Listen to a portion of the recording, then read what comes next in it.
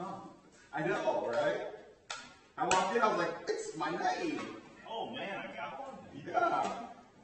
You guys ever seen the movie The Jerk? Yes. It's been a long Oh, day. oh, yes. I'm somebody. I think it's on Netflix right now. That's a classic. Yes, I have to think Steve back. Martin, Steve right? Martin, yeah. Yeah. Moves to the big city. I'm somebody. Oh, my name's in the phone book. It's the cans.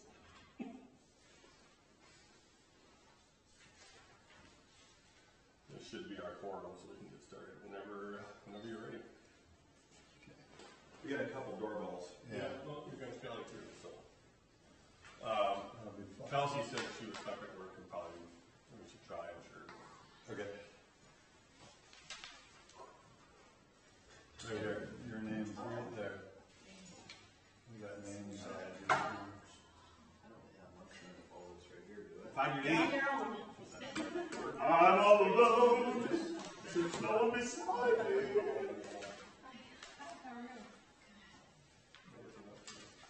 All right, well,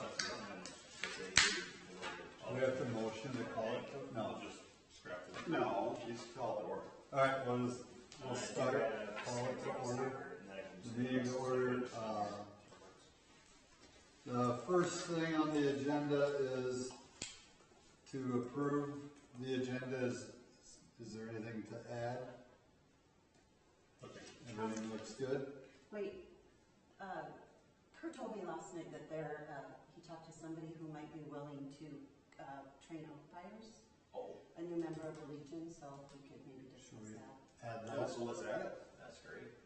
All right, so we'll add letter J, umpire training. Yeah. Okay. Do we have to vote on that? Just a motion to approve as amended. Okay, motion to approve as amended. Aye. Second? All right, all in favor? Aye. Aye. All opposed? Okay. There's no visitors, it looks like, so we're good there. Minutes, just have to approve the minutes of the last meeting. If we can just look at that quick.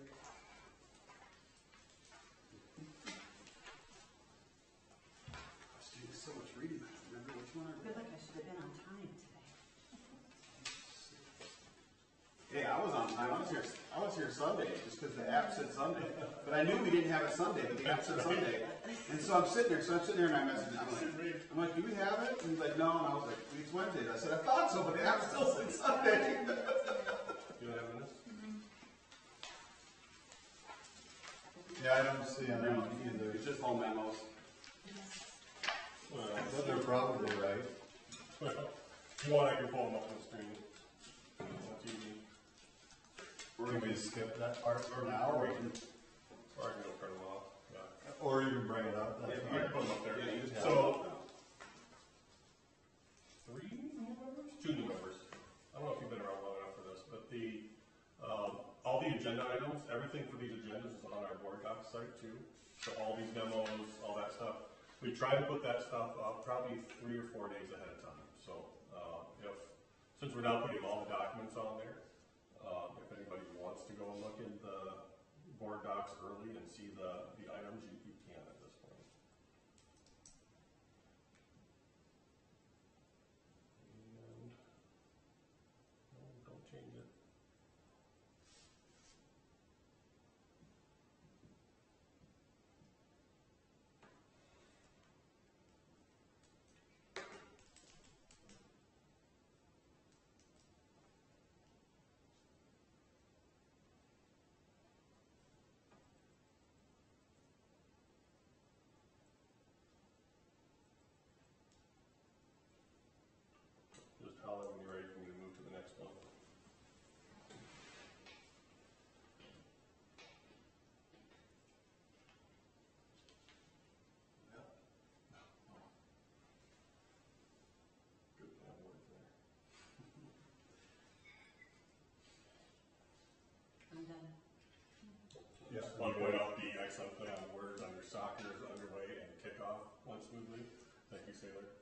Hurry. Nice cluster, really fast.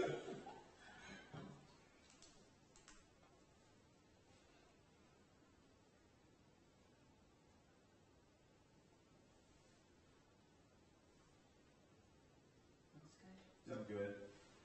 Good. Motion to approve the minutes? I'll second. All right, all approve? Aye.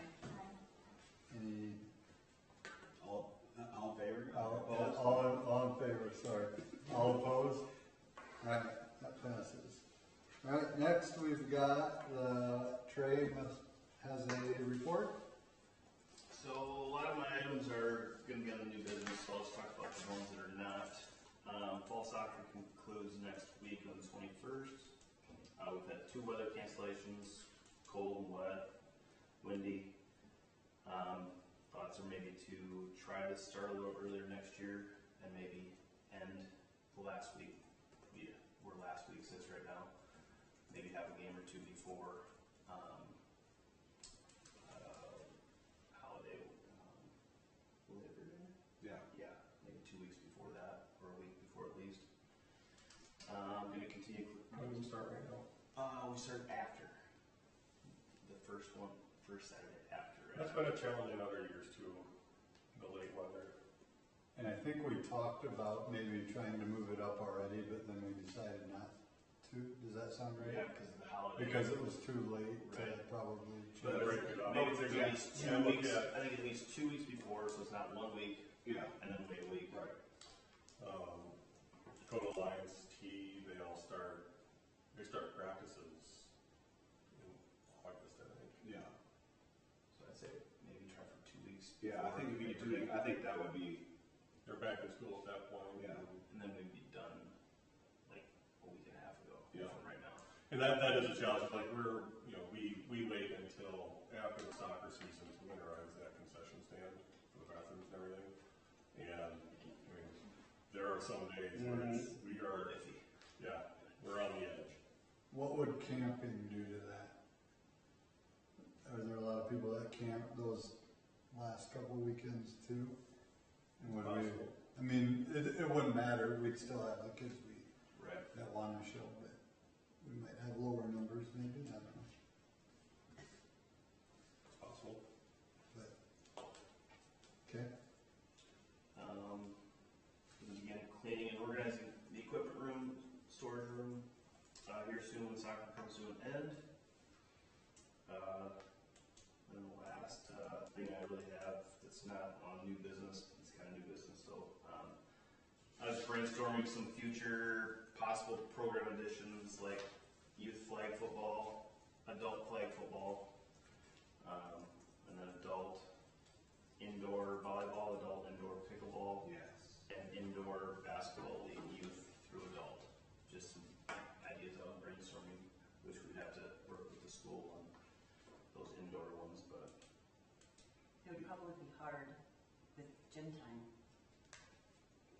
I think you could work out space. weekends maybe like Yeah, it would have to be on, it'd have to be on a weekend, and Sunday then, night you know, basketball league or I don't know. you know, yeah, and I'd be in a more of an off time, but I know there's times available for the gym that nobody wants, you know, for the groups when it's, so I think you could run, I think you could do that. I mean, or we could just build a facility that could hold it in the City facilities. Easy. I like that. Why not? Huh. You're right on that. you know, Big top end, nice, and once big that line. thing, We'll lead off with that today. Yeah.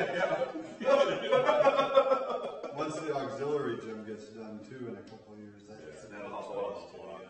But yeah, I mean, I've heard a lot of people wouldn't mind having like even like an adult co-ed volleyball, just like a fun hitter like that, or even like the pickleball, like you said. So we have the sand volleyball and pickleball in the summer.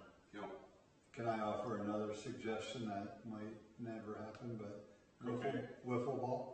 oh, That's what I'm talking Summer. about. That's actually indoor. Summer, I would say. That's been very common. that actually. We play it would be at our fun. house every night. Yeah. Oh, do you really? Not anymore, but the kids are always out there. And that would be a small area, Mm-hmm. I think You could adults play it would on, get you could into play it. it in the tennis courts. As I was reading the memos. Is there anything that you could use like the league for, like let's say if you did cornhole or something like Yeah, that? from the league. Oh, good dog. I mean, just, Yeah. because, I mean, I don't know the Yeah. availability of that building, but I think it's pretty, fairly open. Yeah. You know, a taco eating league at the Mexican restaurant. I'm going to excel. It's like, and go. Very cool. What's a good idea, Shay? I like that. Everything else I have is on new business, so I can talk more on those individual ones when we get to those. Okay. All right, so moving on to the tennis court discussion. So there's a memo here, Yep. I'm guessing? There is, so I won't read through the whole memo, but I want to make sure everybody's up to speed on what we're doing here. So we're going to work with the school district. They're going to build new tennis courts as part of their project, south of the high school parking lot that we'll be able to use. The ones that we have right now are on borrowed time. We think, you know, we resurfaced them with the school district. I think it was 2 years ago. Yep. And, you know, we were warned at that time that it was a temporary solution. At some point, that's going to fall apart. There are cracks already showing. And it's really just a matter of time before we're back in the same boat that we were. So, we knew that that was a Band-Aid at the time. We wanted to get through the challenging time period there. So, we know that we're going to have to do something with those tennis courts, and it's time to start having discussions on your preferences there. You know, is this something where, and I think this plays into the master plan discussion as well. That's up on the next agenda item.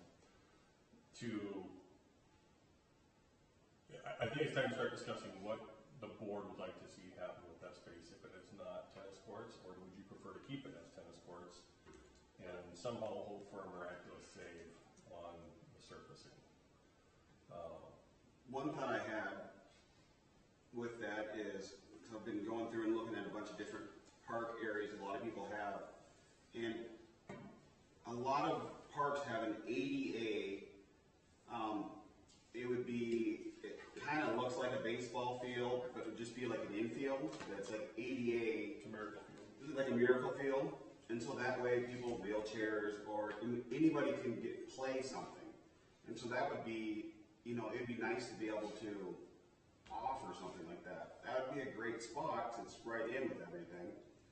And then you could also do your wiffle ball league on there. You could do a lot of different things on it as well, because you don't need a huge field for things like that. You could do a kickball league. You could do a lot of things on something like that. So I was doing a lot of brainstorming, and I was like, oh yeah, that's, you know, because then I know there's lots of grants out there for ADA type fields. So I don't know. That was an idea.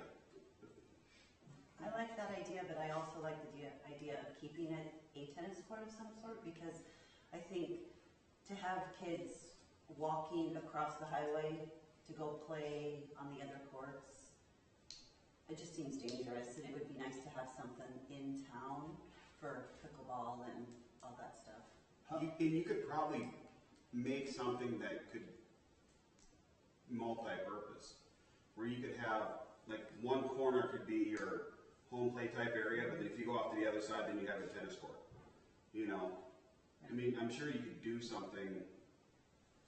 You know, you don't have to take a little finagling, but Right. I think the biggest challenge is the surface itself. right. You know, if we keep it as some sort of facility, we've got to do something there. And, you know, maybe one of the things we ask is, you know,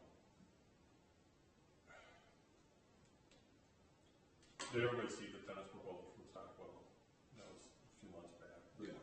You know, what really makes that expensive, from my understanding, is that it's post-edge and concrete. Right. You know, it's designed in a way that it's not supposed to move much. And that makes it expensive. If it's something where we can have joints, that changes things a little bit. So you're not necessarily talking resurfacing that again to keep it going. We're talking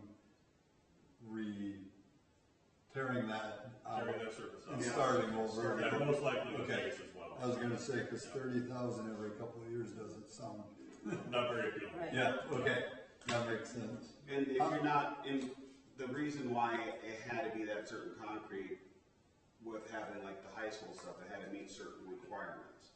But if we just have a tennis court as a recreational tennis court, it doesn't have to be that certain. Right. And then you can do other things. How many courts, was it 4 out there that they're They would looking go at? for. Okay. So what would, I've seen in other towns where they, out on the, because I agree the highway is a rough spot, where they have a button where if someone's ready to walk, it lights up, and then people actually stop, so the people can walk across. You hope. Well, yeah, well, but at least it's, because right now, Right now, there's they nothing. don't do that Right. all the time. Some people will stop, but you might get 4 or 5 cars going by before someone stops. Is there a way to put something like that up to make it easier to cross? We could look into that with a future highway traffic safety grant. What was purchased this year, it's not up yet, it should be in the next few weeks. Are some, I think there's the radar signs like we have by the elementary school. Oh, yeah. I think it'll be eastbound and westbound. But that doesn't create a stop for traffic. Right. And I'll have to see how the DOT has that section classified. I think it's still classified as rural, which I think means they don't put any traffic control on it unless it's at a major intersection. So, Even if we did tennis courts and then in the new edition, like Countryside, in that park area, if there's space, I don't know. Yeah, It's we'll not look that at it has to be any place in particular. yeah, that's a good point. We will have, and they started on phase 2 this week in Countryside. So, I think at the next meeting, we're going to have to figure out, okay, what we want to do up there. Okay. So We don't need to We don't need to make decision anything Just now. want to generate some ideas and get things. Yeah, I mean, but realistically though, the old stuff has to come out because we can't afford to keep band-aiding it. It would be not a good use of the city's resources. Right. No.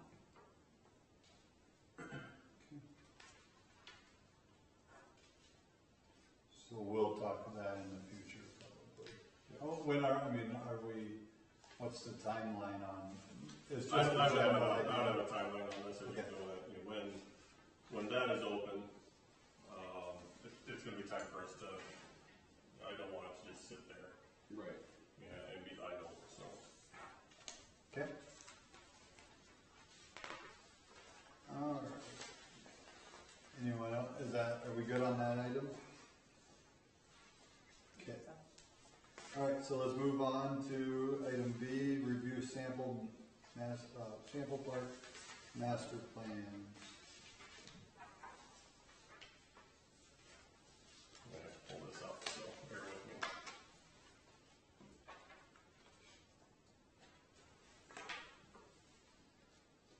This one would not upload to board docs. It was a fairly large file. So. But if everybody would like to come to go around the TV, I think that we will see it a little bit better.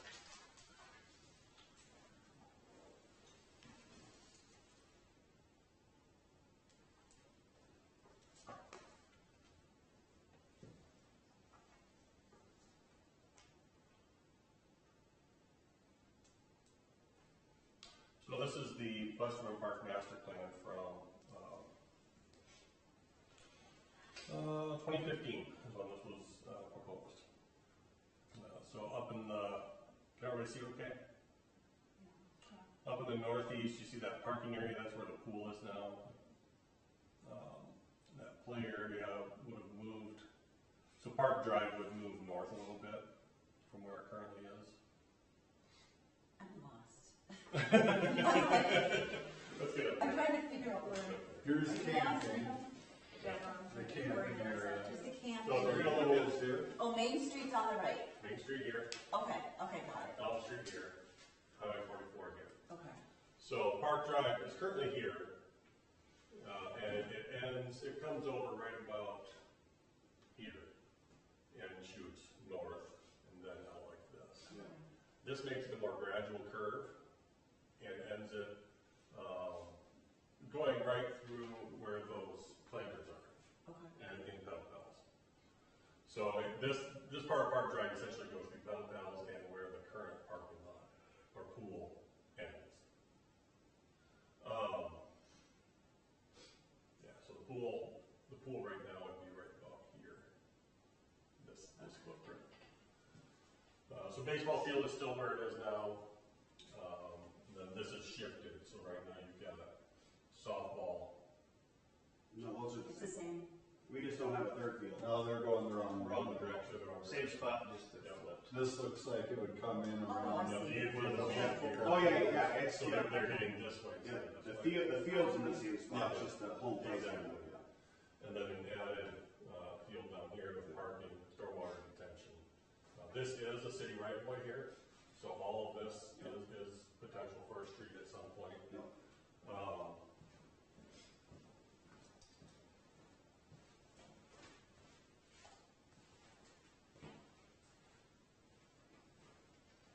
They have these signs, as well as a new band shell. I like that first one. Yeah, they're both very cool. The band shell I really like. The one we have is, I don't know when it was built, but I'm concerned that it has some structural problems. I don't know if you guys have seen the shifting of the blocks there. That's a bit of a concern. Another faulty images are loading. So that's the master plan that was last approved by the, I think it was approved by the park board, but not by the city council. Right. But I think something we had to do with cost. It was expensive. It'd be even more expensive now, obviously, 8 years later. Stockwell did just do one for Harrisburg, and I'll email that around as well, just as an idea of what they did there. And they just were awarded one for Del Rapids as well to do their park master plan. So I don't put these up there as a way to say this is what you should do. It's to generate some ideas again, just like we do with the tennis courts. I think we're at a point where we need to start thinking about what's next. I don't want to get behind the 8 ball when it comes to needing more facilities or having opportunities pass us by. And so, if it's something that the park board, wants to undertake a master plan in the next year or two, I think the timing is probably about right. We are growing. We're growing at a much faster pace than we ever have. And at some point, that growth is going to catch up. We're going to have to make sure we have Especially if it's a new addition. Yeah. it's filling, the expectation of Countryside was, 12, 13 years will be full. Yeah, it's gonna be quicker than that. We're a third full after 2 years. Yeah.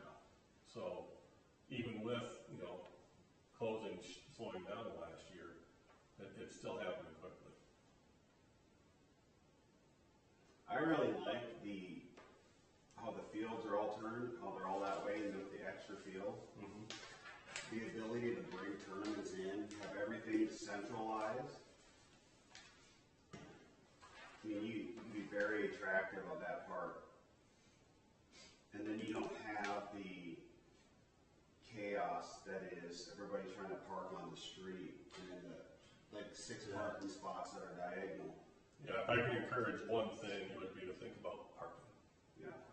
especially with tournaments in town. And so we could, like that, we could have parking down in the corner, which would be amazing. Plus we have the right of way, so you could put diagonal parking off of that too. So you could really open up quite a bit of parking. Is that like a T-ball field down in the bottom? I think they treat it, I think that's a practice. Yeah, And they get just the in the infield. Yeah, And so, You see how there's a trail and sidewalk going throughout the park as well there. I like that. yeah, and then that could connect right up to our other trail around town. Yep. But the, having just an infield like that is huge for practice. Like, you can get a lot done with a lot of kids, and you don't need a bat, you don't need the grass. I mean, I love this, Yes. you know, but I'm just thinking cost-wise, moving and shifting everything and like, Yeah. can we get it to look good without that? You know, leaving it as is and just fixing, I mean, Yeah, I mean, I look at the one that we've got. adding the one and Yeah, then. and There's a then, concession fields. stand at home plate on the softball field on this plan. You know, I don't know that we wanna go through the expense of moving a brand new concession. no, and even, like you said, even if we just add the third field, That's huge. you know, would be huge. And just fix up the fields that are there, you know. Yeah. I don't know, the I don't softball wanna put a field- Band-Aid on it, but Yeah, I think that, you know, we gotta decide what we want it to be and what the steps are that we're gonna accomplish that. You know, do we start with, and next year we're doing the fences with LVSA. right. We need to either do a severe overseed or a complete reseed of the softball field. I mean, it's Probably a reseed, I mean, it's pretty bad. It's bad out there. Like if you were to walk it now, there's not a whole lot of grass. No. It's weeds. Would that be a re-level too? If we're gonna reseed it, we re-level it. Yeah.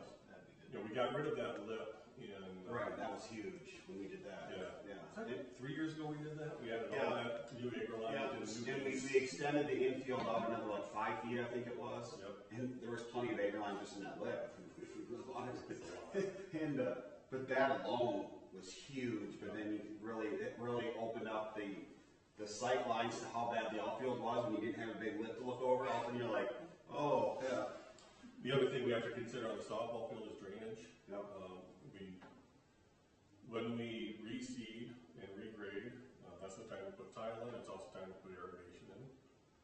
The other two fields already have irrigation. Now that being said, I can't really do much about drainage until we've got storm sewer on Elm Street. That's the big holdup there. That's planned for 2028. So. Is there a way to drain tile over to this corner right where the parking is now, to direct it to our very nice, I mean, that moves water nicely along the highway. Like, Yeah, we would have to get it to that ditch somehow. right. Just, you know, from that field, that would be, because if you, I know you could, because you could drain tile.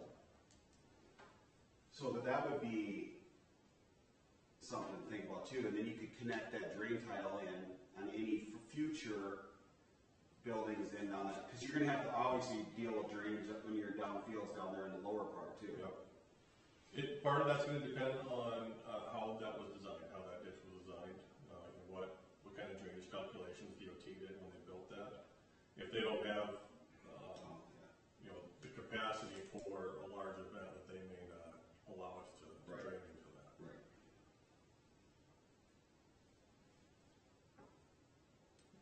The next storm sewer, we have a deal for on Elm, or excuse me, on Main. So those red lines are all storm sewer.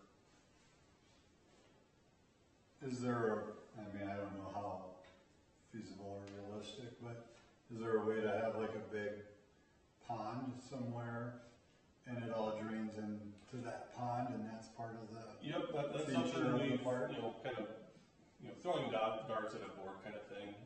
You know, that the old football field is really the lowest sitting spot in town. It's a great place for a pond, but that's also, you know, prime property for Right. another field.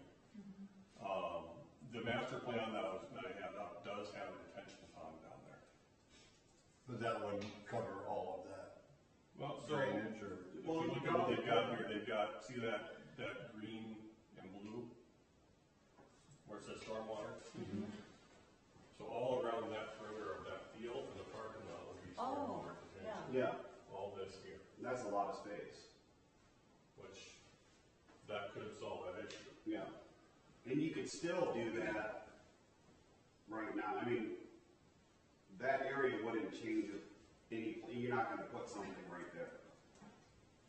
No, I mean, you'd have to make way for parking, Right. a driveway or a street eventually, but that's about it.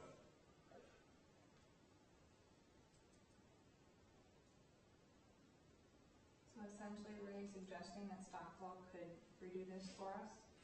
Stockwell can redo it, and you can have anybody else too. And Stockwell is a city engineer, they're familiar with what we have. I think it makes sense. But So- you can also put it out for RFP, that's a possibility too. So since this is our right of way here, you could put parking here too, right? We could put a street in there, yes. Yes, 'cause that's one of our, that's a street there. Yep. So it could connect there, so you would have access from multiple. Correct.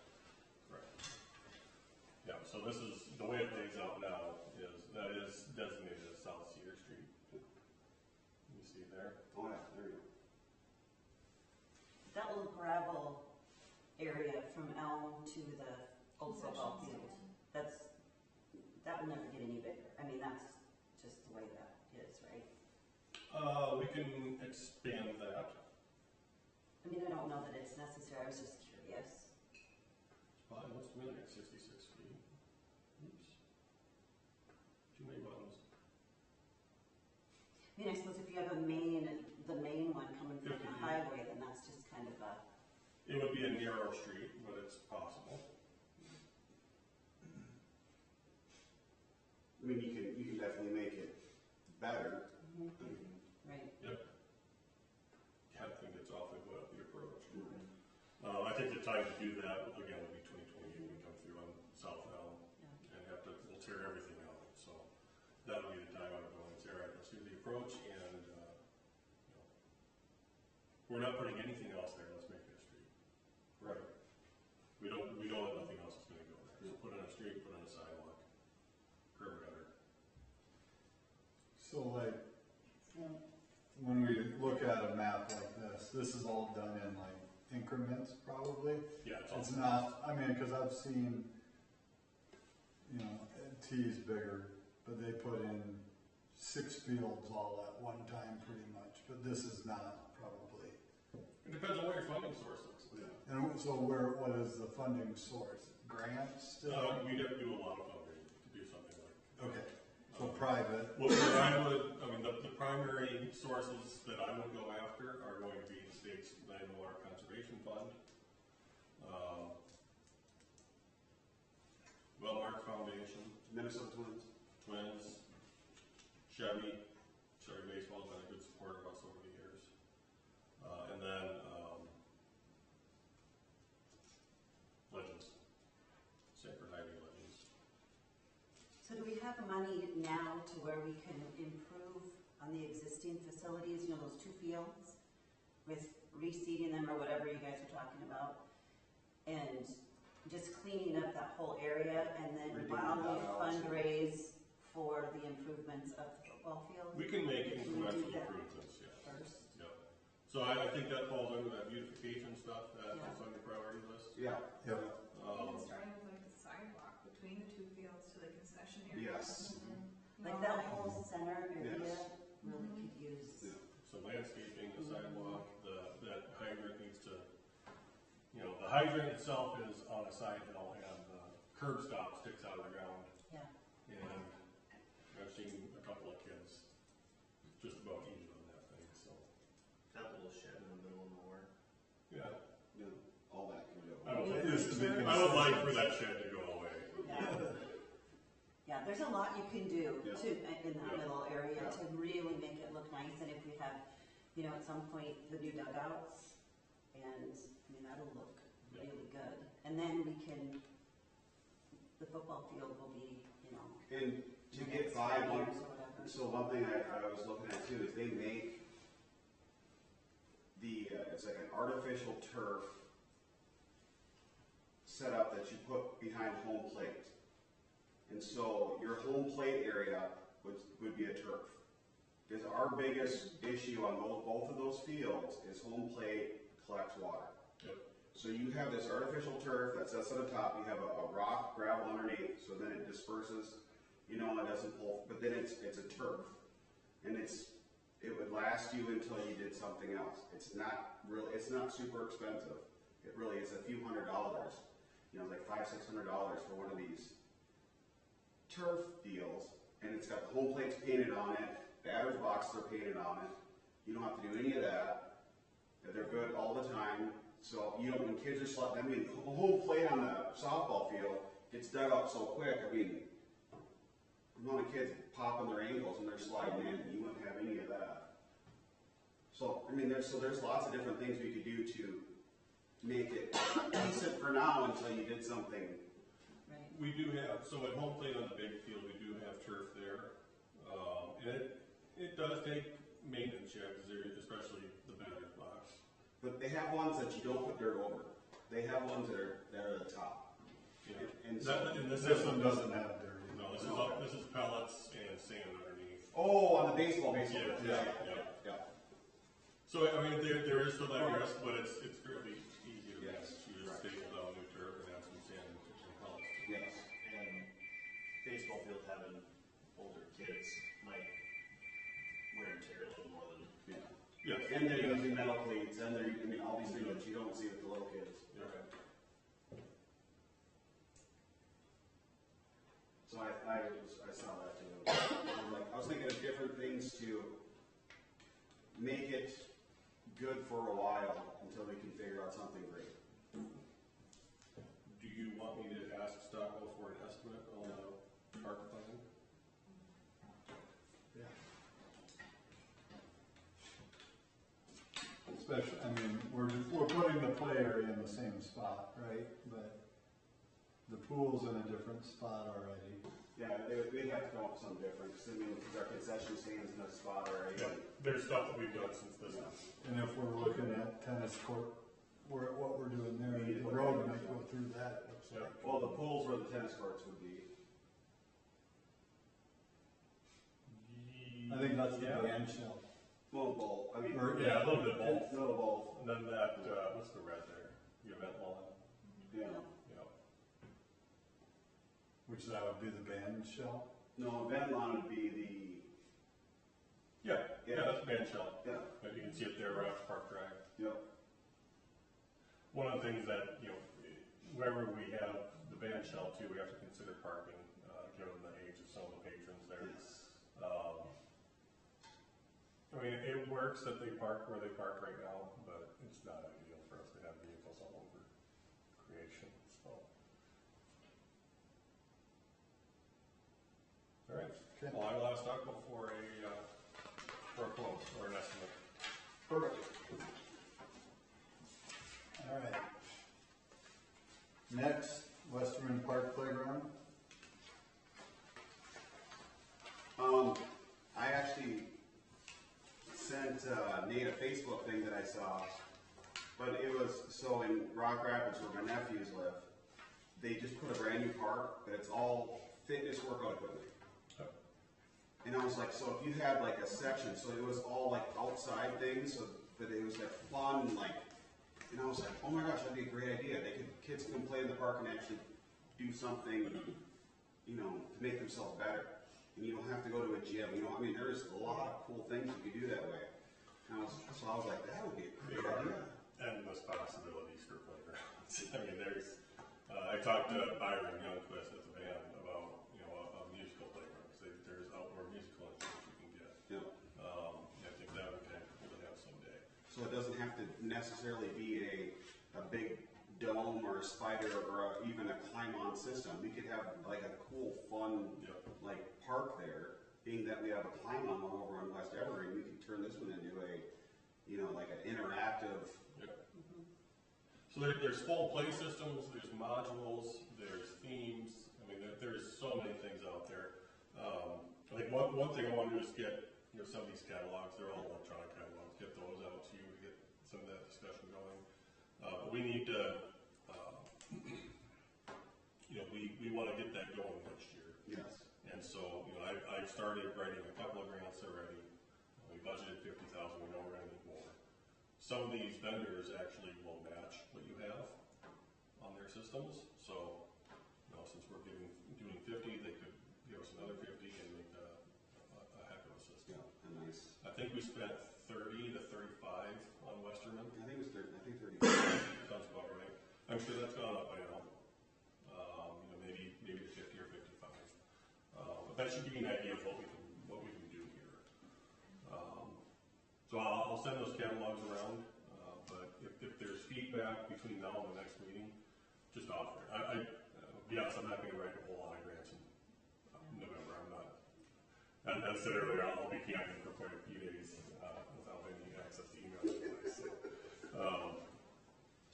but you know, over the winter, I would like to get started on some of these grants and get some of them filed so that once we get to spring, hopefully we have a move forward. So, And our parks serve such a small group of kids, you know, a really young group, like, you know, and it's great what we have over there at West Evergreen, but if we could expand that a little bit and do like what you said, you know, kind of a variety to serve a larger Yeah, because like with the fitness stuff, I mean, I kind of went down the rabbit hole with that.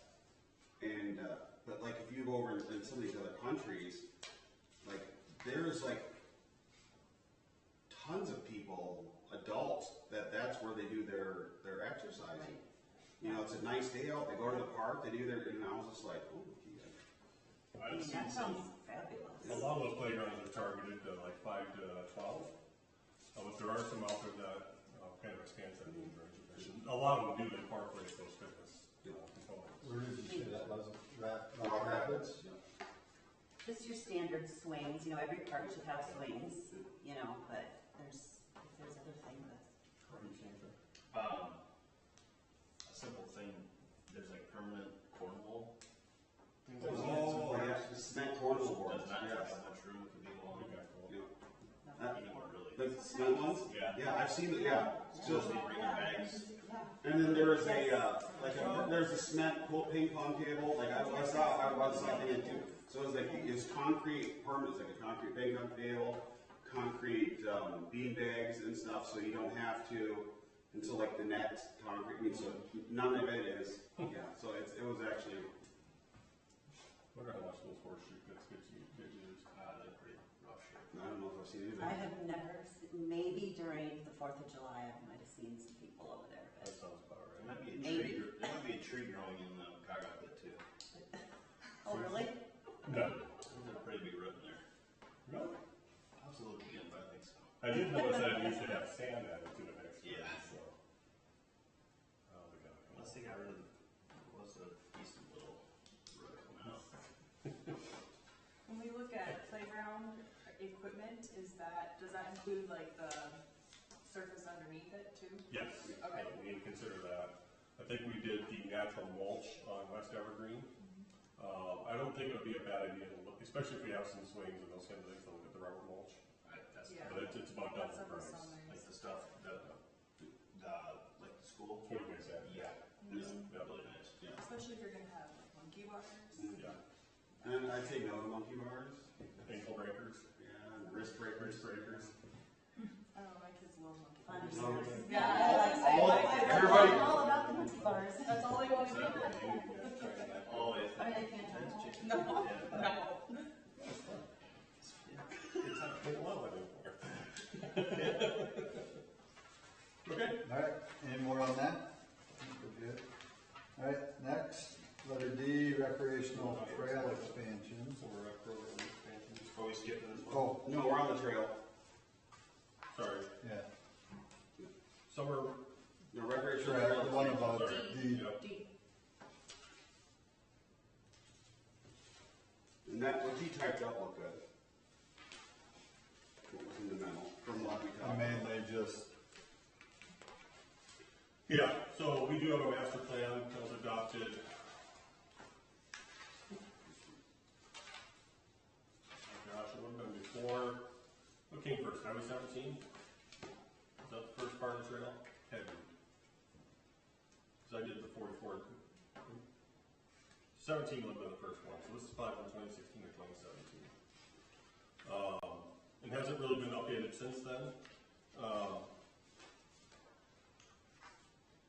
I think the discussion when we were setting goals and priorities was to try and get it to West Evergreen. Yep. Right, and that sounds to me like that's where everybody wants to go. So that's gonna be our focus. We're gonna go after the DOT grant. There's also a Game Fish and Parks grant that can help with trails. So we'll do that as well. I'm gonna have the engineer prepare estimates first, so we know the project we're looking at there. The biggest challenge here, guys, is getting over Long Creek. Yep. On Highway 44. We've already planned for that on Cleveland Avenue. We had cost shared with the county on that new culvert that's over there, so that was wide enough to accommodate our future trail. So we have a plan to get over Cleveland, and we now plan to go over Long Creek after Highway 44.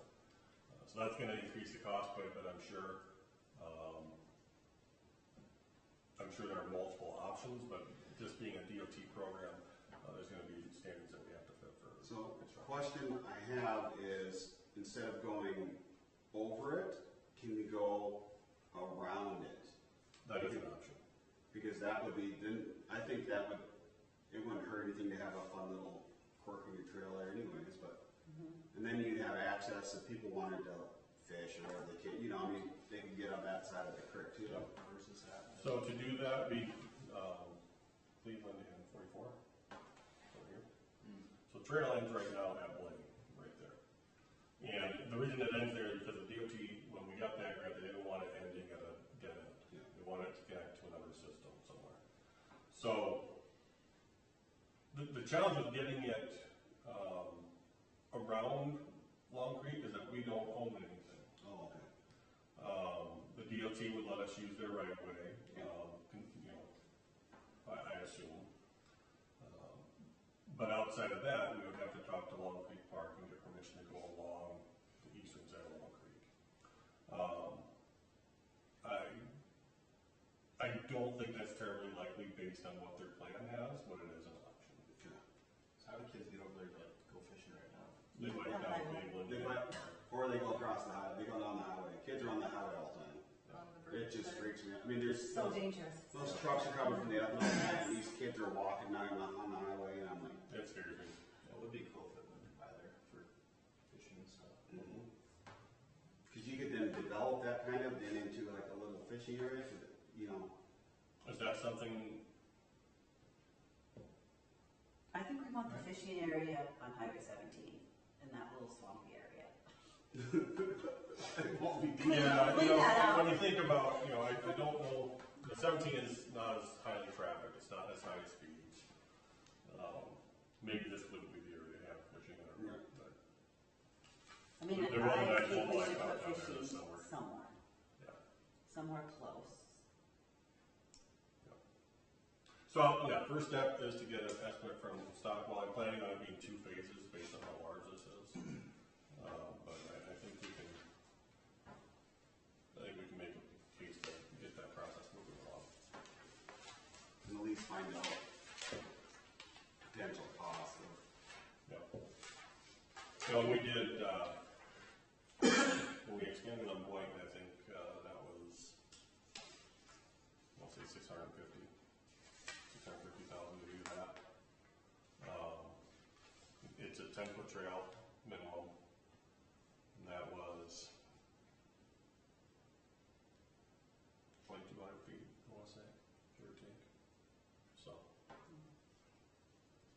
it's not cheap, but it's well worth it. I mean, that trail gets It used. gets like that used for a lot by a lot of people. Yeah, it does. Even in the dead of winter. Yes, there's people using that all the time. Yep. Plows come by, and next thing you know, you're looking like, Yep. what? There are times like I was going down that thing, there are people on it already. I was sitting there, I was like, Lennox, what are you doing on now? Okay, so can I just go back to the fishing thing quick? Yeah. So, I've never been back there, but that place back by the high school, Yep. there's like a nature's trail, There's I don't know, I've nature. never been there. But, I mean, is that an option? I don't know who owns it, or if The school does. School. the school does. It's not, there's really nothing deep in it, it's just like a, There's it's not. like It's a slough. it's a, yeah, there's nothing, there's no Okay. open, really It's open water. mainly for drainage. Yes. And that's where all the Okay. water goes. Okay. And then they made it into like, like a little hiking Yeah. path. So And then I think Just there's scenic. fish in there and stuff, but not But anything no, that- it's nothing, yeah, it's not very deep, it's not, yeah, it's just more, it's basically drainage that they prettied up. Oh, okay, all right. But it is a nice little nature trail, and you'll see that denoted on here too, as a scenic trail on our master trail plan. That's where I saw it. alright, anything else on that for now? Alright, then we'll go to E, the summer, physical ed program. So I've been doing a lot of brainstorming and some research of other towns and my own ideas, just some things that we'll need to discuss and kind of figure out if we go along with this plan. Let's go through my notes here that I brainstormed. Different activities or signups throughout the summer I was wondering about. So do we want to do this is the program, or this week is this? This week is after that. This next week is this, or 3 days of this. Or do we want it to be like one full program where we do a bunch of different things? I like the library aspect of it, where it's like this week's this week's that, because then if it's, you get a week of something you wanna do, you hit that week. Right. But if it's a long thing, yeah. Yeah. But I know that, Conflict or right. something not interested in, so Right. like, But then you might run into, oh, we've got 2 people interested in this week's. right. Then it's, I mean, we make changes for next year, but that kind of wastes a week, Right.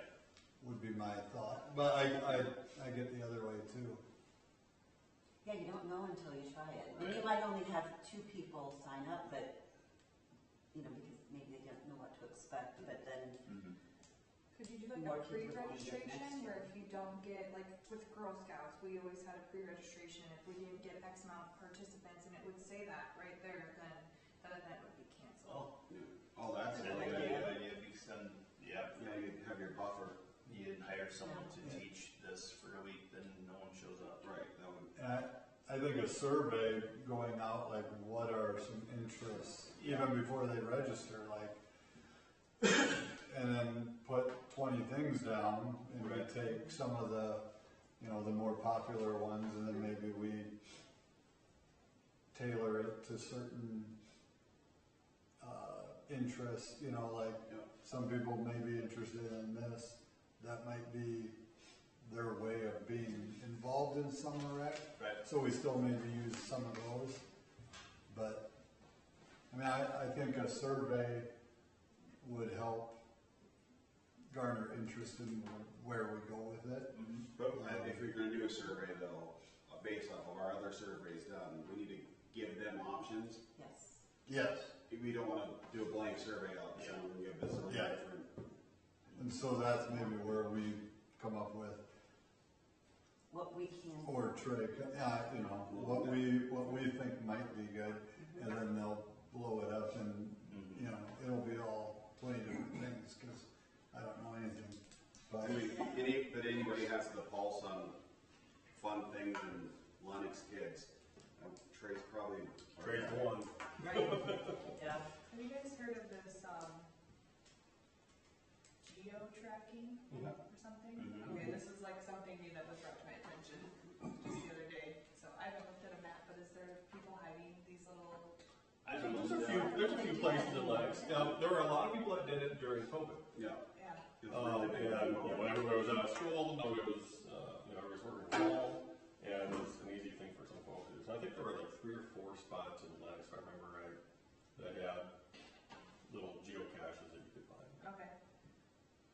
There's one at West Evergreen for a while. Right by the wasp nest. Probably by That the wasp nest. That'd have been a good place to hide it. We was taking the 10 down. It was huge. I what, think that would be like a super simple, cheap thing that you could show kids, this is what it is, this is the app that you use it, and just have them create their own little, whatever it is, go and hide it, and help with that, and just might be, A good family thing too. yeah, and it's not something that, I mean, only kids can, whatever, you can do it outside of, anyone can do it. The whole community can use it, but. the difficult thing would be, I think, having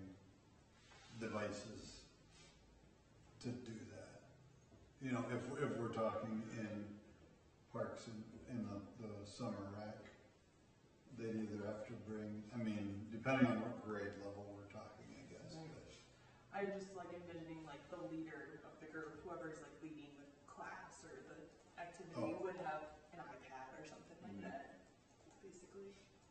Or a couple iPads between the group. But they'd need We're someone going to, out, we're gonna have iPads after this year. They won't be, they're only Wi-Fi only, not solid only, so. And then what about with these programs, we don't want them to be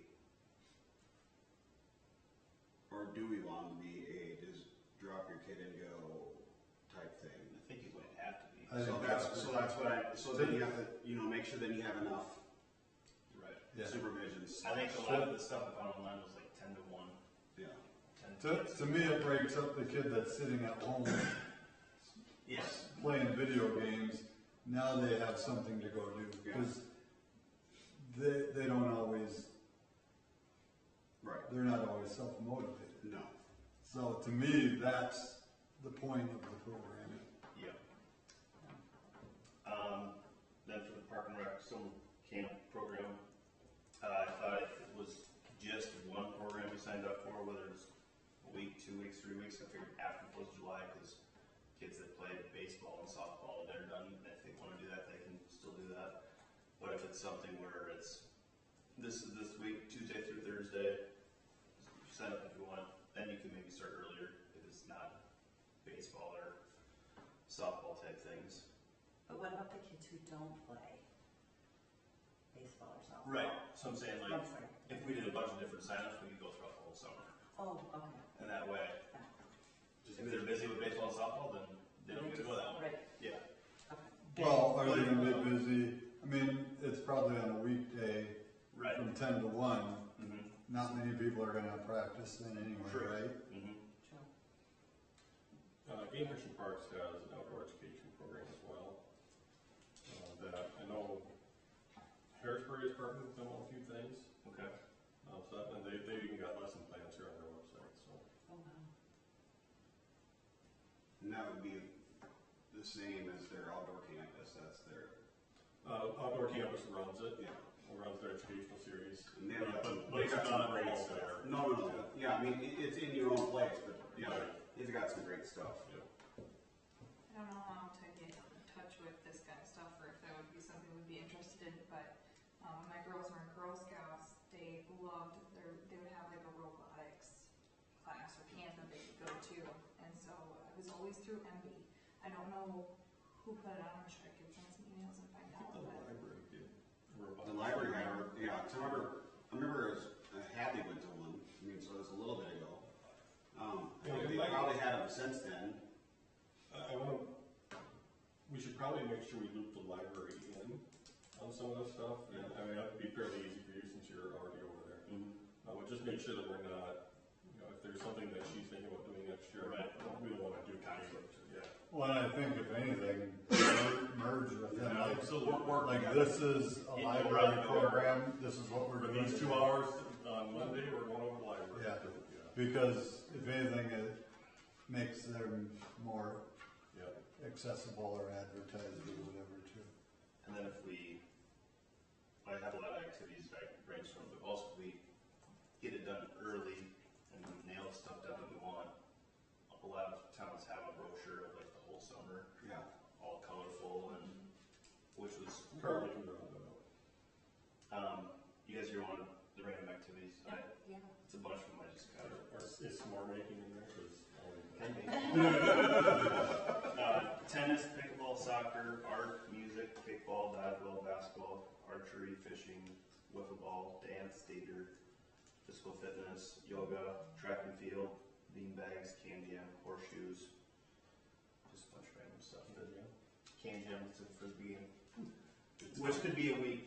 Like yard games could be a week, like bean bags, horseshoes, things like that. Track and field week, croquet, dance and theater, art, things like that. So we'd have to get supplies for all that, that's one of the, right, but that's where the money comes in. cause I'm assuming the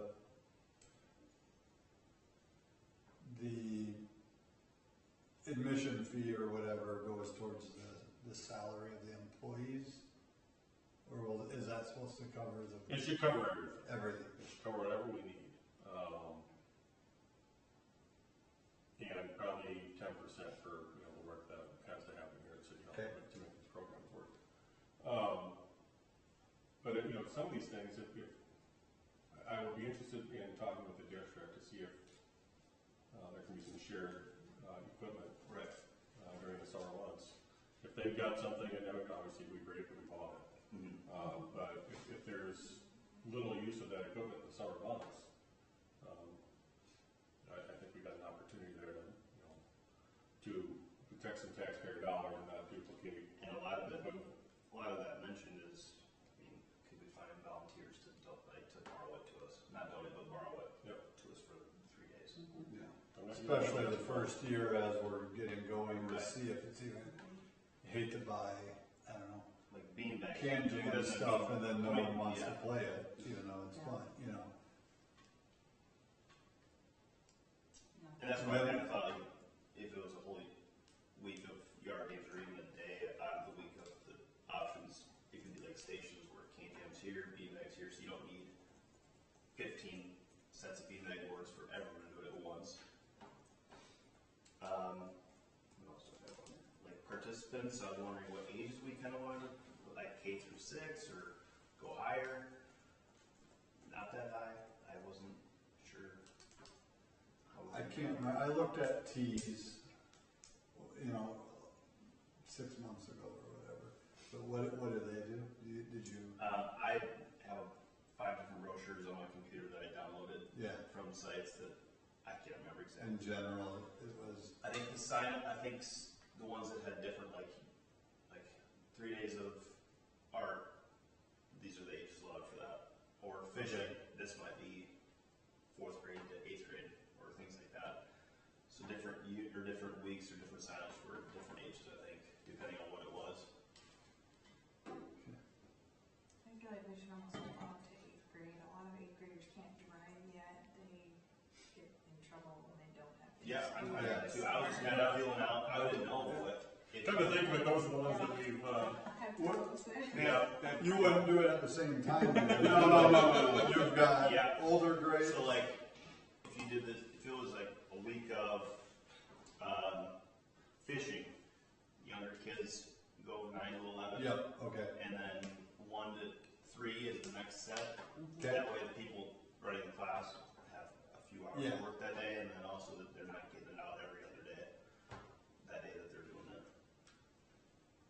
So I was thinking, and I don't know how it would work, but like golfing I thought about that too. with Lencoda somehow, if they could give us Well, I think they would, any time. from my talking with Lakota people, is any opportunity to get any young people Exactly. interested in golf, they're all for it. I love that. That's Because exactly. they want more future members. I mean, So even if you can go out and do hit on the fairway or the driving range for a bit, hit on the putting green for a bit with someone there to show them, and then maybe they go get to play a couple holes. Yep, I think so too.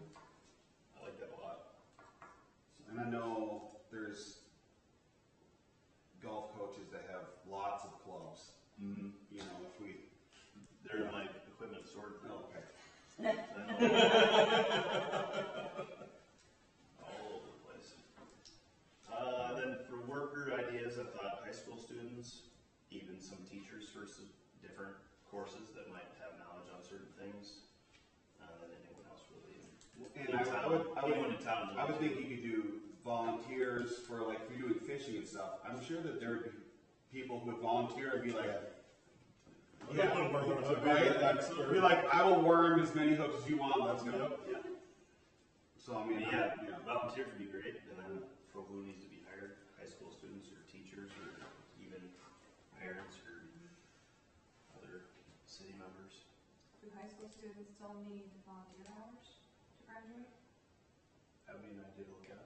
Do you know? I think they do. What was the question? High school volunteer hours required? But how much It extra, depends on what programs they're in, but yeah, I think there's, how much extra work does that create, having to retrain every time someone comes? It could help too, but, Even if you had like the leader though, and then non-stain ratio, you need another supervisor for the children Like just to keep a it. body that can. Yeah. Yes. Not just to necessarily keep that it all still ratio. to have within, Yeah, so you have your true. teacher, but you have 20 kids, so you need another supervisor. Mhm. So if kids need volunteer hours, I mean, if that, we should have them working in the concession stands.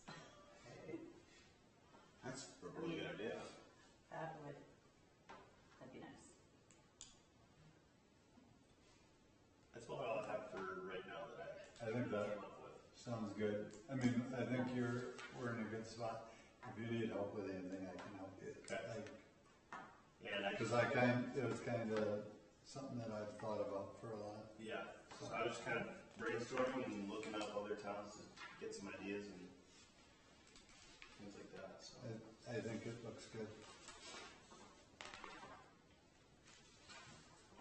Okay, anything else on that? I think we're good. All right, letter F, Parks and Rec policies and procedures. all right, the fun one.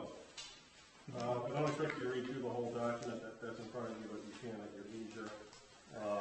As you know, we had some challenges this year with parks and policies, around the code of ethics. So we made some changes there. Those are probably the big ones that I want you to spend some time on. We'll get into that one, but let me just summarize the significant changes. Some of them were just technical in nature and don't require a whole lot of looking, but did clean up some language around facility use and scheduling. I mentioned the code of ethics. We also added investigation procedures and penalties for the code of ethics. Required then all formal practices to be recorded on Parks and Recreation calendar. We had some scheduling conflicts this year that I think could have been avoided had we been doing that. So eliminates 14U baseball, clarified some use for alcohol use, clarified language for alcohol use in adult programs. So if you're at pickleball or sand volleyball in particular, you notice that there's some imbibing that happens. Well, we should probably make sure that that's allowed. So we changed the language in here on that and added a new chapter on program timeline. So the practice thing, I know that the Legion, sometimes there were conflicts with games with amateurs and, That should be better So this is year there with something- with the redevelopment of the Baseball Softball Association, because they're working with that, with keeping everybody talking. no. What was it? Were there scheduling conflicts between? Like, I just know that like Kurt would have a game scheduled and then somebody would have practice or something along those lines. It happened a few times, just on the big field. I don't know about the other fields, but it's just, because those are run, the smaller fields are run by, Park and Rec, so they're the only people who really know about what's going on there. But the big field, it seems like there needs to be like a master calendar or something where, amateurs, Everybody can see. Legion, Parks and Rec, everybody knows what's going on there. So facility use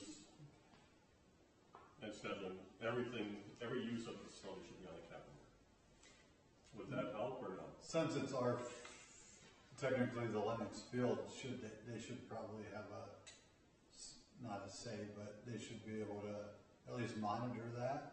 They can see it, yes. Yeah. Anybody can see it, it's all public. I think, one of the challenges that 14U used to do with the city, and that's that should have kind of this order of authority over it, right? Because all of our youth programs are always first, then everybody else gets to pick. Well, now that's not necessarily the case with 14U being a Legion program. Right. So I think maybe we should make it clear that the order of priority is Lennox city youth programs, Yeah. other youth programs, amateur programs. Yeah. With that, I think that would, yes. And then there would be a spot where everybody could go look at that calendar. It should see be on what's our park. But that should also Website. include practices, I think is Practices the too. thought. Yeah, because I know like there would be times where we would show up at practice 14 and oh, we didn't realize that you're under that game, because I'm looking at a 14U schedule. Right. And I'm like, oh, I don't know if. Right. so it's like, okay, find somewhere else to practice. Right. So it would be nice if there was a Yeah, master schedule. that's what I'm out saying, there, we should like, put oh, wait, all, you did everything on something one, else. there should be like one master. Yes. So we don't currently put our practices on there? Not I've on the never park been a and head rec coach, schedule, so I right? don't know. It's not on Just the games. practices is not on the park and rec Yes. schedule. So if Or you the were on camp. there, I think that would be very. So that would helpful. fix that. So maybe, And that could be maybe just a document because it's usually every week, like Right. events Yeah. is Tuesday, Thursdays, this Yeah. time to this time. Yeah.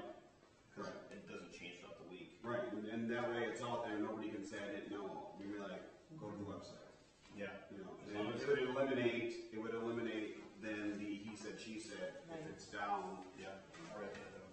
I think that would be, yeah, So then with the addition of some new batting cages, hopefully that would fix that schedule also, but, so then who, do they contact you, Trey, if they want to put something on the schedule? Because you're like, yeah, you're like the I look for master. master. you're the only You're editor. the only one who can do that, so anybody who has any change or any whatever. So if people don't have a scheduled time for the cage, they would text me or call me and say, hey, is it open this time, I'll say, someone's there until here, but you can have after this time. And if anyone else is there, when I told you to be there, you have priority. You have because priority no if one you're else on has the scheduled schedule. anything to me. Right, But I could have, as long as I had all the information from everyone, I could have it all on the camp. and if somebody doesn't give Trey their information, it doesn't matter. They don't have They don't priority. have So they're last. Yes. They're last. If there happens to And be if a someone conflict. shows, So you're not on the calendar. Yeah. No. Yeah. So if you're not playing by the rules, you don't get to play by us, so. right. No, Okay, Looks to me like we need to add language in here yet on pickleball and volleyball. We can do that. Just the program section of chapter 7. Chapter 6.1 is where we talk about the code of ethics. So that's where I really wanted you to spend some time to make sure that this is what you were looking for. which one did you What say? chapter? Chapter 6, 6.1. oh, 6.3, I'd like you to get rid of entirely, but I know that's not going to happen, as tournament games. For the fifth year, reiterate that I don't think we should be sponsoring it, but you're all used to hearing it and you're probably sick of hearing it. So, but yeah, code of ethics, I just want you to spend some time reviewing it. And in my, just to add on to that, in my opinion, that's where something like the Lennox Baseball Softball Association Needs to take, could take that over. we don't need to do anything with that. But, That'd be fine with me. but I get why we have been doing it. Yes. But that could be something in the future. I think it does eliminate one parent picking everyone and, yes. Yeah. It eliminates the discussion on our end. It will still be a discussion. Right. It won't eliminate drama, it'll just move it. Yeah. And I would Well, hope be John's they would give the same chance that we give. And so that would be my concern if they take it over Right. and do it a different way, but I don't, anyway, sorry.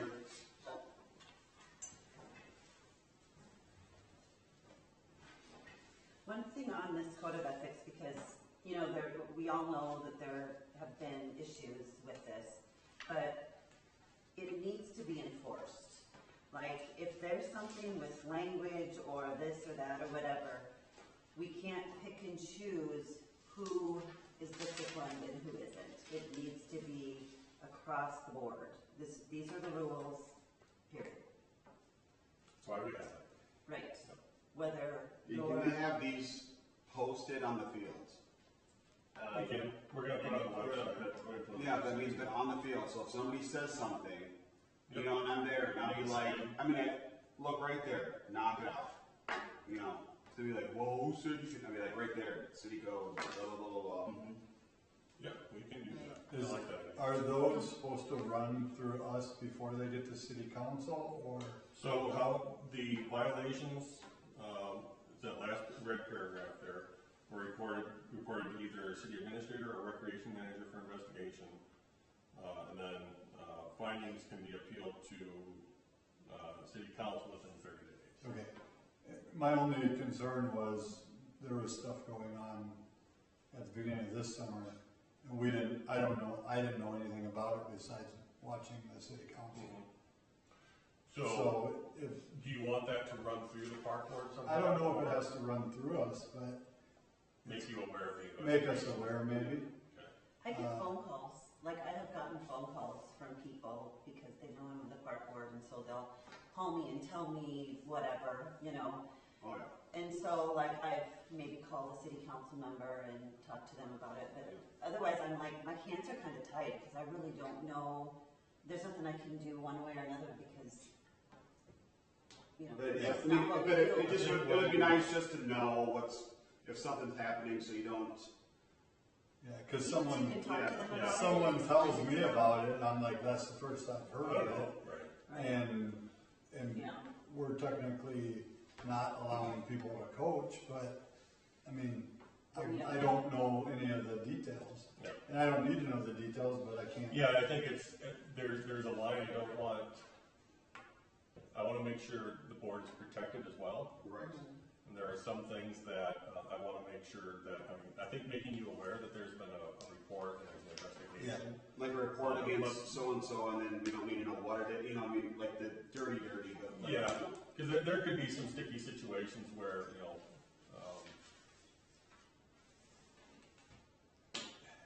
there are legal consequences where if you're all aware of it, you can all get hauled in to justify everything too, so.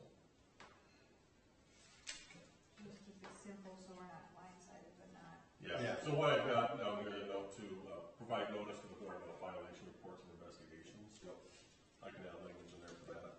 And at the beginning of the year, I suppose, like, you're gonna have all these coaches trying to be on there. If there's any that there's issues, then we can, I mean, that's mainly when it's gonna happen, right? Yeah, well, Well, no, every year there's something. Yeah. Every year there's something. I don't know Unfortunately. if it's the time to bring this up, but right now I just get a whole document of who had said yes to would be a coach or not. And then I've just picked kind of some people I know, because I don't know everyone that says yes. It's a lot of sign-ups there. Do we want to decide on anything together on coaches, or? I think you're. I don't think we need unless it comes to something where there is a travesty of justice. You know, what I mean, then it can be brought up. But if it's simple day-to-day stuff, you know what you're doing. But you said you don't know all of them, right? But then you can reach out. You can reach out to any one of us at any time, as long as it isn't multiple people on the same phone line at the same time and whatever. But you want to, say, hey, what's your thoughts on so and so? And you might know more than we know. You know for sure more than me, More Yeah. parents, yeah. I don't know kids, I don't know parents. That's usually For where registration this year too, we're going to have a background check. So before we pick coaches, we want to get that background check out to them.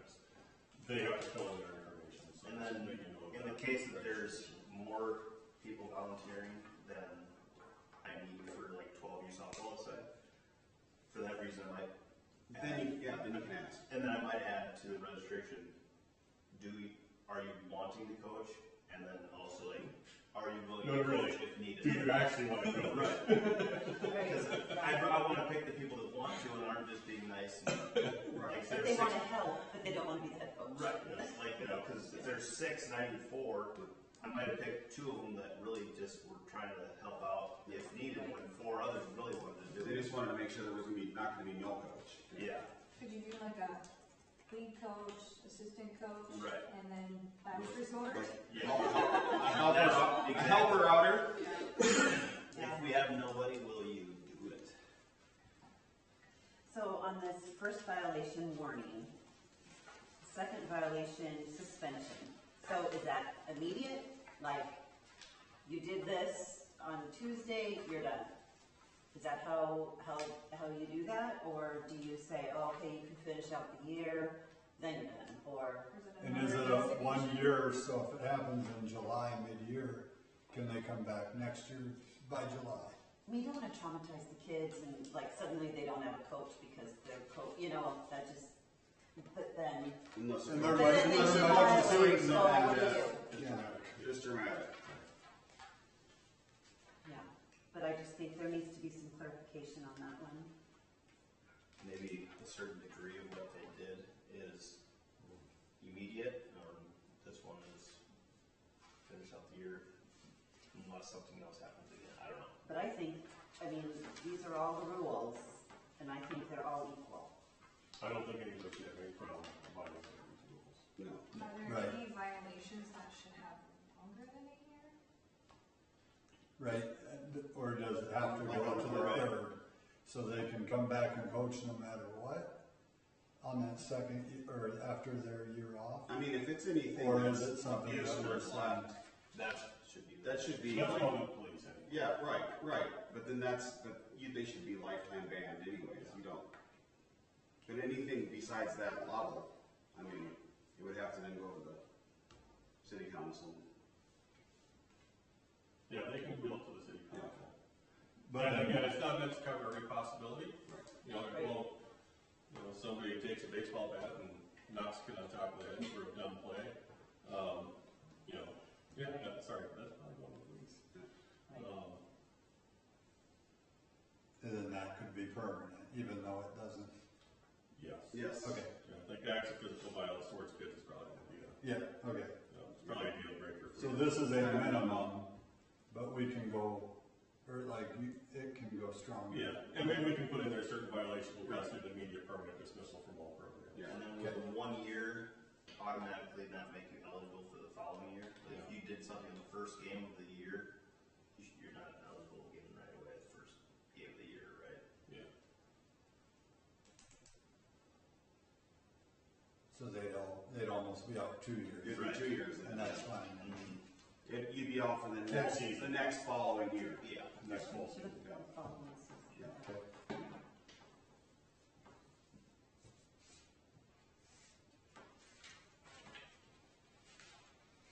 I would like, at some point, maybe to see like a PowerPoint or a presentation or something that we can provide coaches that maybe baseball and softball isn't needed, but soccer, like learning, here's some drill or some practice things to do. Basics. Here's some strategy rules. involved. Drills. Just little stuff, but to help someone that I almost coached this year for soccer, and I wouldn't have had a clue what I was doing.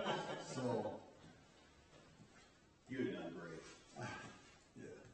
Google it. And you can Google it, but it might be better to have more consistency among everybody. Mhm. But yes. Watch some YouTube videos and you're Steve's good to walking go. out there watching YouTube and he's like, whoa, wait a minute, that's not right. No, that's not science. All right, wait a minute. That's a hat trick. Great job. But I think soccer would be Yeah. most important to start with, and then maybe do something for baseball and softball after that. Kind of along with the umpire training. Just Yeah. to get everyone. Yep. I like that idea. Okay. And I mean, that really makes sense in the baseball, softball part when you're dealing with the T-ball and the early on ones. Once they get to the 14 to 16, I think if you're coaching that and you don't know what you're doing, Or like an intro but to the T-ball, earlier intro ones, I to think that soccer. might not be a bad idea. Mm-hmm.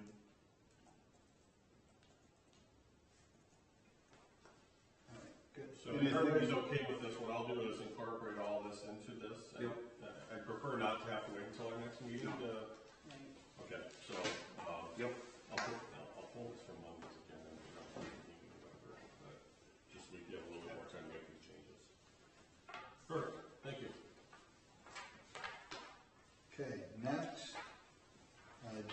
concession stand AEDs, Whose idea was this? Keller So this item was at the request of Steve, who knows about our consistency. Do not have AEDs at home right now. He prices it out at approximately $1,800 per unit. You know, There's gotta be some kind of grant thing, AED thing out there, isn't there? there is, but we don't necessarily need it. Oh, okay. We've got time to. If there's a grant out there, we can grab a grant over the next 6 months. I'm fine with that. Are there first aid kits? Yes. Yes. Okay. Yep. There does need to They be They ice. probably need to be restocked again. We need ice in both concession Ice stands. machine. Yeah, nice machine, yeah. With bags. Yes. It's not- How hard would Or that be to something. keep up though in that hot? No, They do well, really no, good. they do, Are they yeah, now? yeah. Yeah, like on our campground, if someone has them in the shed. Yeah. And Oh, like okay. bag after bag. That must make them different than they usually. Yeah, they're way better now than they. Machine, it's like a bag of ice. I'm thinking just a bag of ice in the freezer, just for injury with some, whatever. Cause that's what we needed them under just a couple of different, but they don't work very good. Like those little Liquid packs. plastic, Yeah, no. the ones that you go like this, and those are terrible. We need like We real need real ice, ice. Yeah. real ice and some bags to just throw it in. Let's see if we had a bag though, someone had to be responsible for making sure it was constantly restocked and, Right. because otherwise it gets used and then now someone's hurt and Yeah. I'm Next day. When we Yeah. use anything out of the first aid kit, did somebody notify you? I don't think anyone's ever told me if they use it or not. You can use some Band-Aids. I can't think of anything. Usually it's serious for last the year. little kids running. Yeah. It's, that's skin knees. Yeah. Okay. Well, I think if everybody's fine with that, I think a motion to purchase, I'm Yeah. gonna look for some grants over the next. I'll motion to purchase it. Yeah. A second. Alright, Those generally do have like some sort of like testing that needs to be done Yep. too on like a biannual basis or something. Yeah, our insurance provider does an annual visit, and I think the two things they check every year are the exit lights and AEDs, alarms and batteries, so. okay, so, we got a motion and a second, all in favor? Any opposed? So that's good. 8, softball league change. I don't know if we wait or not. Are we good? Keep going. Okay, so I don't like ruffling feathers, but the current softball league we're in, just jumping in this year, seemed a little disorganized, and I just was contacting other towns because I was not even invited to the scheduling meeting, which is where they schedule every single game in a group, and they just start yelling out when they're playing. It's kind of It is. chaos. Because That's what I've heard. I didn't go. I've scheduled games. I wasn't told about it, so I don't know. I've heard it's not. No, it's, you just pop it, everybody every town sets up at a table, and then you leave one person at that spot, and then the other people go around, and then you schedule a day. It's, yeah. So I thought it was disorganized, so I reached out. And T and Harrisburg had their own league last year. It's still a rec league. You still split up teams evenly. I don't think being in Lennox, in a little bit smaller town, would be an underdog by any means, as our baseball teams compete with those towns. So here's some information from what I learned from them. They had about 10 games. I would still make the teams and coaches. The league would make all the scheduling. So we'd have some games at home. T and Harrisburg wouldn't have to travel any farther than that. I would find the home up still for home games. They played Mondays and Wednesdays. Then this year, if we join, they are thinking about a 10-new end of the season tournament. And as of now, if we joined, it sounds like the only fee to join the league would be $15 per player, which is just to register them with USA Softball, which would make your team eligible for the tournament. So they wouldn't charge any extra to be in the league, from what I've understood so far. As long as it isn't the disaster of Sioux Falls, the Fast Fit Association trying to get that. So this would be, I'd be all about that. So this is just 8U and 10U though, Yeah. as of now what they have for a league. Yeah. 12U and 14U, I was talking to T, they do this SEPSA. Oh, it's awful. So that, I got information from how that works, and we still send the coaches and rosters to them, they create the schedule. We would pay the SEPSA fee through registration fees, and we would provide jerseys, softballs, equipment, practice space like we do now. Just wouldn't have any home games, so no umps for that. What grade is, or what age is that? That would be 12U and 14U. So the problem with SEPSA is why we went away from it is SEPSA is very not organized. SEPSA piles so many games into such a little space with all their teams. It was a nightmare. Like we had, last year we had SEPSA, and like Hadley was playing, we didn't even get to finish most of our games because they're played on fields without lights. And they had it so disorganized that our games were at the end, and we got to play an inning, and they called the game, and then whoever is up won. It was awful, absolutely train wreck. How long ago was that? 3 years ago, and it's worse. It's worse now because there's more teams, there's more people. Sioux Falls is bigger. Did we do that COVID year? It was before COVID. Year before. You're right before COVID year. So that's what I can't stand SEPSA with that. You try to ask SEPSA for help with anything, they don't care. They favor certain teams, get certain schedules. So if you're certain areas would be like they got all the games at the exact same time, they got all the early games. You know, it was very not.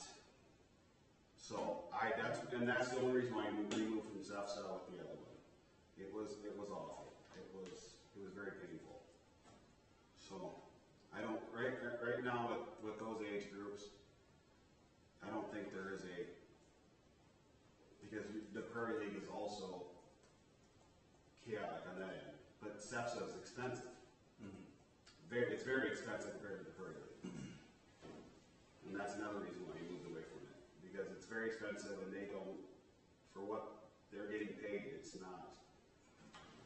it wasn't good. The umpires don't feel like you're getting your money's worth. Umpires are awful. Umpires are, a whole bunch of young kids with no direction, and they don't know, and so they're like, when is it about? I'm like, well, I don't know. That's right. It was not. Is it all or So did nothing? you- Like, do you have to do I 8 under, that's 10 what I don't under? know yet. Okay. Because if I tell the Southeastern Southeastern League. League that 8U and 10U is leaving, I don't know what they'll say about 10U and 12U. I don't think they'll care. From when we first moved to them, I don't think they'll care. If we split it up like that, I don't think they'll care. So Honestly. that's something to look at. I did tell T, I was like, be nice if we just made it Right. 8U through 14U. If they did that, that would be 100% amazing. Yeah. How many teams would they have at 12U? There's quite a few. 2 last year or 3? 3 last year, I think 3. and that was 3 Lennox teams. Oh, Lennox. Just Just last 3 year. Lennox teams, but 14U only had like 5 teams for the whole league. Yeah. And That's what I was trying to kind of. right. Well, and the problem you run into, even with SEPSA, is that you run into is the 14U ends up becoming slow pitch because all the good girls are all playing on traveling competitive teams. Right. And so it's not even. It's really a tough. Fast pitch softball is a crazy beast. It really is. It's not. So it's. I don't know. I love the idea for 8U and 10U. I love that idea. Absolutely. Love 12U, 14U is the part that gets hard. You think all the other coaches would be, because you had Claire in it, right? I coached 14U last year, and it's such I because mean- we didn't have any games. We got 3 games, and so we ended up Barely getting even had a 14U, and they didn't tell me about the meeting. Yeah. And we have so many more teams than all those other towns that can play in that league. Right. So to schedule a game against Parker, they have 1, we have 3. So what? We'll make that work. Right. So And I have no qualms about, you know, switching leagues, whatever, but I just want SEFSA. Yeah. For what we paid for SEFSA, it was not worth it. And I'm not, Very, very expensive. and that was just talk. I didn't. But I don't know if much there about is, it either. I don't know if there's I wonder if there's something, Is there anything else? That's what I'm saying, I don't know. Or do we hope So I that know other league keeps us in if we take out 8U, 10U?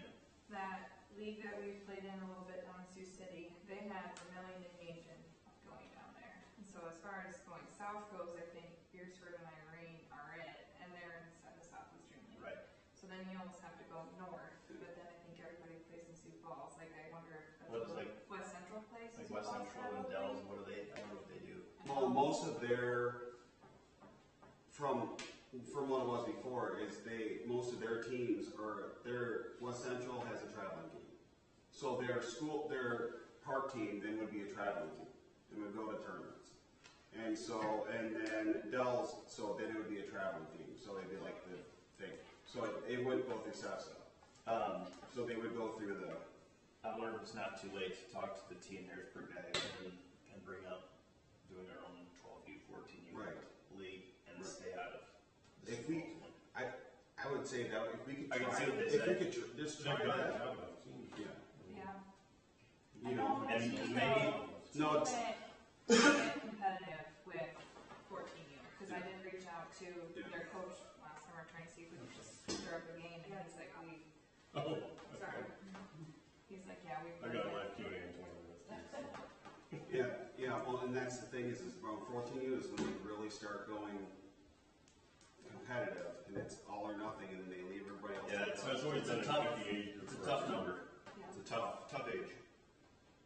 But I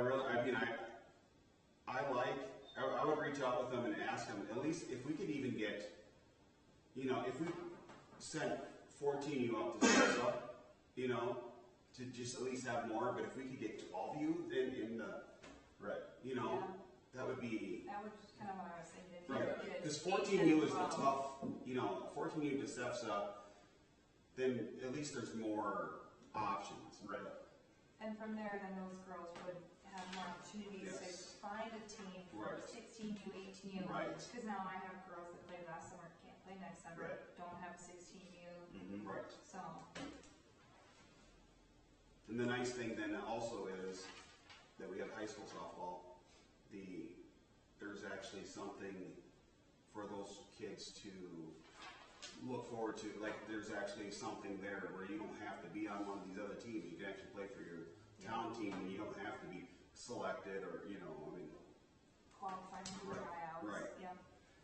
12U is a consistent Yes, number. we always have. 14U was close. Some had to move up, I think, that were still eligible for 12U just to make a team. Yeah. So if we had the 8, 10, and 12U with T and Harrisburg, and then if we ever have enough for 14U, we would figure out Then you could plan always- that year, go to SEFSA or Yeah, if we could, something. even if I know that there's got to be enough 12U teams between the three of them that they could easily do that and not have to deal with the expense and the Extra expense. Right. I'll do some more research and talking.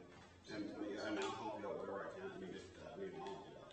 I just didn't have a great experience with previous teams. No, they're both. Yes, I agree. So better get to the last thing maybe before. And then we've got umpires yet too, right? I'll be quick. Yeah, I mean, you've already gone No, no. Concessions? concessions. Concessions? So, just having discussions and some thoughts. I would like to propose to hand concessions over to the LDSA. And a few reasons are the amount of time under people who are under wages, like me doing concessions, making the sign up genius, the ladies in the office doing all the money bags and all the accounting, Hoping the money bags are right. and getting the bags to workers from here or to me to get it there,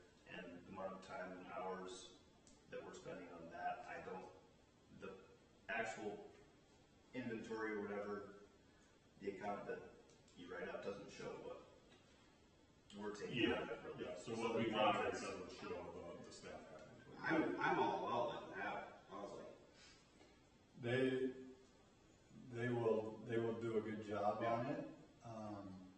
And I was begging people to work it. Yep. And it was a disadvantage for the people who kept volunteering to sign up because it was the same people doing a lot of times when no one would do it. And the money that they bring in is ultimately going to the same place Same where interest. it might just be on baseball and softball fields only, but it's still something that we would So I probably think we got spend. concessions on it anyway. Yeah, okay. Yeah. So do we have to, If we had, I mean, our swimming pool concessions aren't considered in that, this is just that concessions. Correct. Yeah, I would say that, And I'd like to put more of my time and effort into the current programs and the new programs than a lot of the time on the concessions and finding volunteers. well, I mean, I'll motion to succeed the concessions to the SBA. Can I recommend a motion for you, Clint, that you work with LBSA to rework a proposal for the city council, because it didn't go last year. Okay. And so you're gonna have to do some convincing to meet those objections on the floor. So I motion to make a proposal to be approved through city council with the LDS. all right, do we have a second? I don't know if I'm comfortable seconding that. I don't do that. For What's both of that? the LBSA. Oh, can I second? Yeah, Yeah. Okay, I'll second. Whatever. I didn't want to second. Can they because I- vote still though? Or do we need to wait to vote Are you not because we won't have a quorum? No, Oh, we you do, just did. but I just feel like it's. Gotcha, conflict yeah. For me to vote on something. Yeah, that I I'm mean- part of. I think they're fun. We need Chrissy to come You, back. you don't personally benefit from. Yeah, it's not, yeah, you're not getting anything directly. But you are on the board, so it might be something that, Okay, hold on. we might wait until the next meeting until we have a quorum for that. Just make sure you guys can, if you want to abstain, then you'll be able to, so. Okay. All right, I think that's all I I have. think it sounds good. All right, umpires. Okay, so Kurt was at a meeting last night, and there's a member of the Legion now who is a college baseball umpire, and he travels like all over the United States. Kurt gave me the details, but I don't remember. But he talked to him, and he said he would be willing to train some of our umpires, just to, so they kind of know what they're doing. Yep. I like that a lot. I like that a lot. And so he was, and I'm like, well, are you sure? And he said, yeah, we just have to let him know. And so I think moving forward then, we have an option. I don't know his name, I didn't get any of that information, but I know that we have somebody who would be willing. And I know that we have other people who could do it too, but, I mean, that's what he does for a living. Well, and then and then we could likewise find somebody on the softball side too, because. I know they do every year, up in Sioux Falls, they do a clinic. Yeah. And they bring people in, and then once you go through their program, and let's say that we have volunteers here, right? If they wanted to go make some money, they could also do, because they'd be certified. Yeah. Yeah, I don't remember. it'd be his nice to name, say all of our umpires are certified. Yeah. But it'd be nice if we could bring somebody here and have a clinic here for Yes. umpires than to have Yeah. certified umpires. Yeah. I like that. I mean, however we would do it. But again, softball needs to be considered too if he's only baseball. Yep. I mean, yeah, that's, And I'll ask, I know a couple, I'll ask a couple. I'll refer to Manus into our next meeting. And then, is there an incentive for the umpires, or is it just you have to do this? I think you have I to think do you it in have- order to. I think you have to do it, but if we're struggling for umpires, then I think your certified umpires have the base rate that we have. If you're not a certified umpire, then your pay rate's Yep. less. Okay. So the certified people have, their incentive is they're getting this pay that we have up here. If you're not certified, then you're gonna get this pay. So we'll advertise our typical First pay, Yeah. but that's really just for the And then certified you people. put If certified they're umpires will certified, get this. it might be less. And first dibs on the sign-up genius with me. Yeah. Yes, Say it okay. too. And I can't find anyone, if I reach out. Yep. We'll take who we can if we need to. Right. Yeah. Okay. So like when I would umpire in Sioux Falls, and so with it was ASA, but now it's USA, but the same thing is so when you would go to an umpire clinic to get certified, you get paid more. And so that's how it's done with all the big leagues and stuff. So So we have to pay more? Well, that's what we No. were talking about. I think we what would we're pay the paying now, same. what we're paying now is really good. We're paying our umpires really good. So we wouldn't have to pay any more. But the people that are not certified It would be less. would actually get a lower Yeah. I'll amount. also make sure we put that on our resolution at the end of the year. Yeah. And then, and I'm not disagreeing with that idea, will it be harder to get those last minute people when they know they're making less than last year? But don't we want to require that they just do it, period?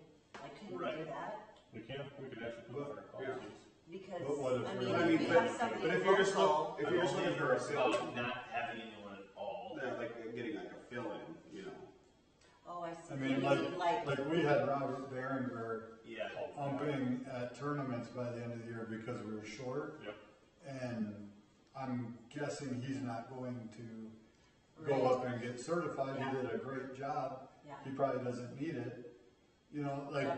that's where that gets a little tricky. Yeah, So I there's a agree. body behind the plate. I think I'd rather incentivize it than require it Yeah. and hope, you know, that eventually everyone goes, wow, this got me in the door, now I'm umping, you know, on the big field, and then I'm umping, you know.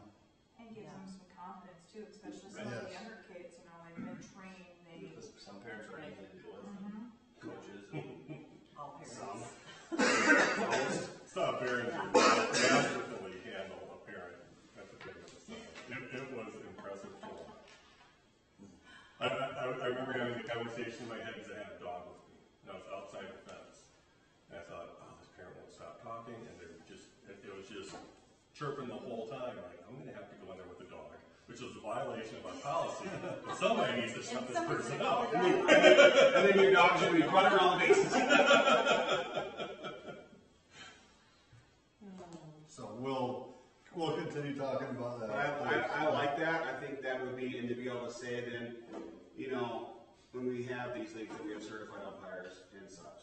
And also to make all the kids or adults that do maybe get them some a shirt. Yes. That signifies that Yes. they. And not just a kid in a t-shirt and shorts. And that would be part, you get certified, we give you a shirt. Yep. Yep, Brandon Valley has a hat. I'm certified. I'm certified. You're not.